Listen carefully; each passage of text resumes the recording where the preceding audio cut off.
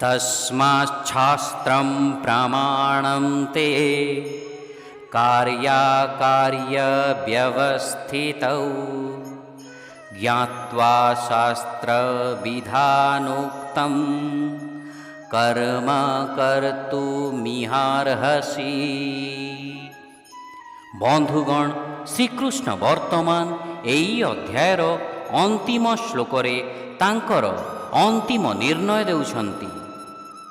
दिव्य एवं आसुरिक गुणगुड़िकर तुलना करी आसुरिक गुण किपरि नर्कगामी कराई थाए ताहा से प्रमुख भावे वर्णना कले। एहिपरि भावरे से सिद्ध कले जे शास्त्रवाणी को अमान्य करी किछि भी हासिल करा जाई पारिबो नाही।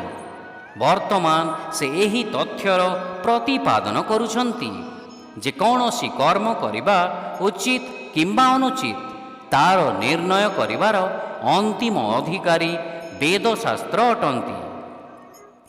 अनेक समय जो मानकर उद्देश्य मंद नुहे से माने एपरि कहूथिबार शुणा जाए जे मु नियम प्रति गुरुत्व दिए नाही, मु मोर हृदय को अनुसरण करी मोर कर्म करिथाए।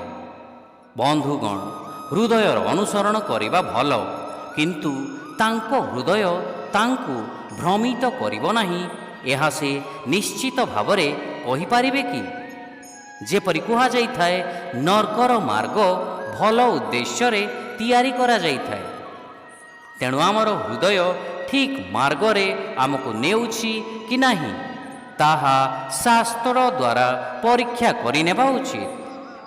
मनुस्मृति रे उल्लेख अछि, भूतं भव्यं भविष्यं च सर्वं वेदात् प्रसिद्ध्यति।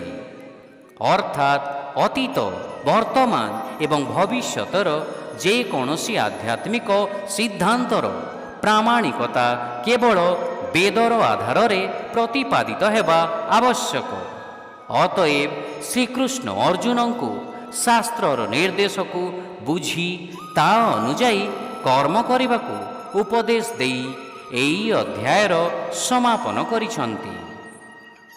शिक्षा कौन करिबा उचित एवं कौन करिबा उचित नुहे ताहा निर्णय करिबा पई शास्त्र मानकर प्राधिकरण को स्वीकार कर।